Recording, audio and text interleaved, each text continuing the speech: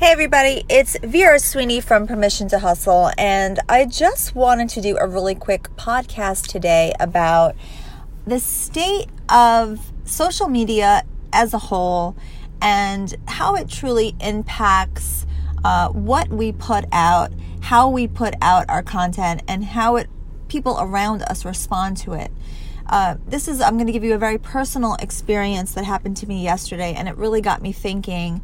And truly, it got me thinking about how social media platforms really reward not necessarily the best information, the best photos, the best conversations. It's not really played out that way. And so when you're trying to do your best and when you're trying to be on top of your game and putting out the absolute best content possible, there are times when you don't succeed, and that's where it becomes unfair.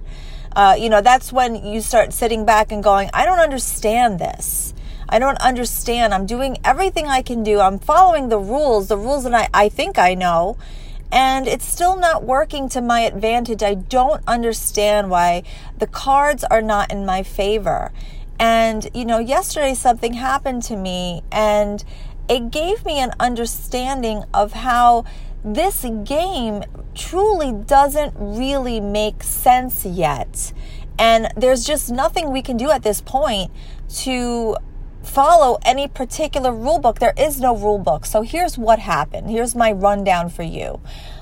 If you have been following our former podcasts, our entire podcast line, I have mentioned in other podcasts that I started a secondary YouTube channel where I just sort of talk about movies that I enjoy. It's a little hobby channel. It's nothing crazy. And, yesterday I happened to do a review for a movie that was coming out. I did like a little trailer review. And in that trailer review, I said something incorrect. I said something wrong. I thought that the entire trailer was showing the end fight scene between, the two characters that were a part of the movie. And I said, oh my goodness. I said, I can't believe they're showing so much of the end scene. I said, that's really upsetting to me. I said, I really hope that they didn't spoil that last few moments of the movie. I'll still go see it, but gosh, why would they do that? Popped my video up, went on with my day, didn't think anything of it. Came back home, and I had a flutter of comments on that video telling me how wrong I was. That's not the end scene. You don't know what you're talking about. The end fight is over an hour long. They didn't spoil anything. You don't know anything. One comment after the other showing me just how wrong I was. And I said, oh my gosh, I can't believe how many people are like letting me know how wrong I was, basically. But how does YouTube work? YouTube works on the notion that when people comment on your video, it gives YouTube a little tick, a ding, a little notification that your video is of value. And so because so many people were commenting on that video to tell me how wrong I was, quite frankly, I was getting bumped up in the algorithm, and it was showing YouTube that this was a video of value. And so I popped up 3 videos yesterday. So the other 2 videos had about 300 views. And that particular video was about 3,500 views. And it was only because I was wrong. I was wrong. The information I had put out into the space was wrong. And it was sparked a conversation amongst individuals online to tell me that I was wrong. And it wasn't a great video. It wasn't stellar. It wasn't mind-blowing. It was information that was wrong. And people online were just basically telling me that my video was incorrect. But because of the way that these systems are built, I was popped up to the top of the line. As an influencer, as a writer, as a creator, how can we look at this fairly? How can I, as someone who tries my hardest on the other things that I do, because like I said, this is just for fun. I do that channel as a joke. But my other stuff, the other stuff that I spend so much time, blood, sweat, and tears on, I write for hours. The day before, I spent 4 hours making a video for YouTube, for a sponsored post and a blog post and Instagram and whatnot. I had a full campaign that I worked on. How can I look at this and say, I put so much effort into a video that I know is about to go live, but because I know I'm not going to get a lot of comments, even though this is a video that I spent hours putting together, because I'm not going to get a lot of comments on it, it won't drive the attention according to the algorithm. It almost makes you want to do things to get a rise out of people.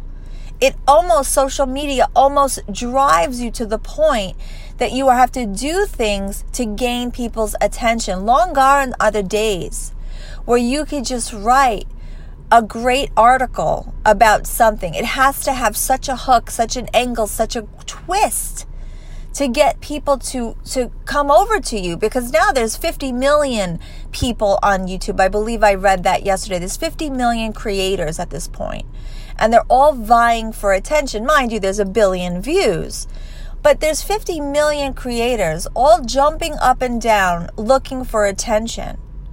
So how do you get attention? Shock. A lot of it is shock. Now, I did yesterday as a mistake. Like I said, I really thought that was the end game. I thought that was the end finale, the final battle. I wasn't doing it to get people to yell at me. But boy, that gave me something to think about. And no, I will not continue to make videos and say things wrong on purpose to get people to confuse the algorithm and to have people comment on my videos and always think that I'm wrong, because I don't think that's the right model either. But think about that whole concept and let's try to pull what we can from it. It's all about comments. It's not even the likes, because I have a bunch of videos that have hundreds of likes and things along those lines, and I don't get in the thousands the way that I did yesterday. It's the comments. The comments is the drive these days. And so we have to think of all the different ways that we can drive comments. And so when creating content online, you have to become really creative about initiating comments and interactions. And so when you're creating your video, you have to say, leave a comment below and let me know if I should wear orange or red on the next video. Leave a comment below and let me know if you've ever visited New York. Leave a comment below. Constantly engage with your audience and ask for their opinions about what you should do in the next video, what you should wear, where you should go on vacation. Ask them if they've ever eaten a corn dog. I don't know what it is that you have to ask them, but get them involved. It's not leave a comment at the end of the video, thumbs up, not this generic, they don't know what you're asking. You have to really pull them in. What is it? Have you ever had a Klondike bar? I don't even know what you're going to ask them, but you need to get these people commenting, because I'm telling you, however many comments that I got on that video directly impacted the drive in the algorithm to promote me to the top and produced thousands of views in one day. And this is again, I put 3 videos up yesterday, so this is an exact thing. This is something that I can show you, a test, ABC. And the difference was the comments. And I will not make mistakes on purpose and try to be one of those shock jock people. I'm not going to do that. But you see these mega influencers doing insane things. They're slamming raw eggs on their heads, and they're parkouring off of buildings, and Will Smith is on the top of a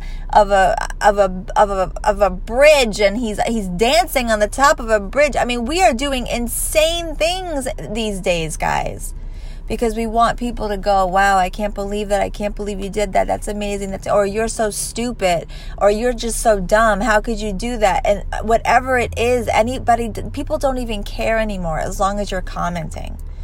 I'm not there yet. I don't like the negativity. I'm not there yet. I have to be honest with you. I don't ever want to succeed on negativity. I don't need that in my life. I don't need that energy. But I just learned a lesson yesterday, and I had to share it with you guys because I also believe you can translate this over to Instagram stories. The polls, the level, the heart that goes from low to high, the ask me a question, all those little stickers.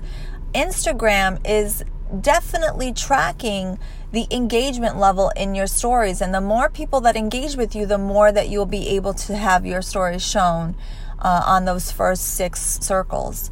So try to think of fancy ways to get people to also engage with you. Help, I don't know what lipstick to wear with this dress. Should I wear red or beige? It's a very easy question. It's one click. You'd be surprised. Help, my baby's not sleeping. Have you guys ever tried swaddling before? Everyone loves talking about themselves. And that's another tried and true lesson that you guys have to really, really remember. People love talking about themselves. Just get them to talk about themselves, and odds are they'll definitely respond.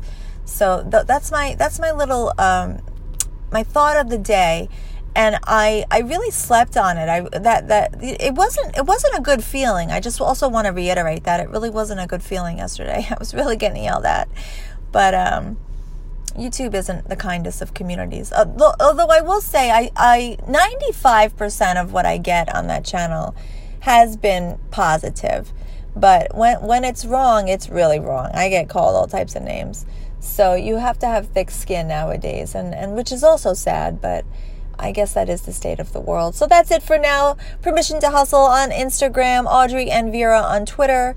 We would love to have you over on our Facebook group. If you are on Facebook, it's just Permission to Hustle. Thank you so much for checking out our podcast, and until next time.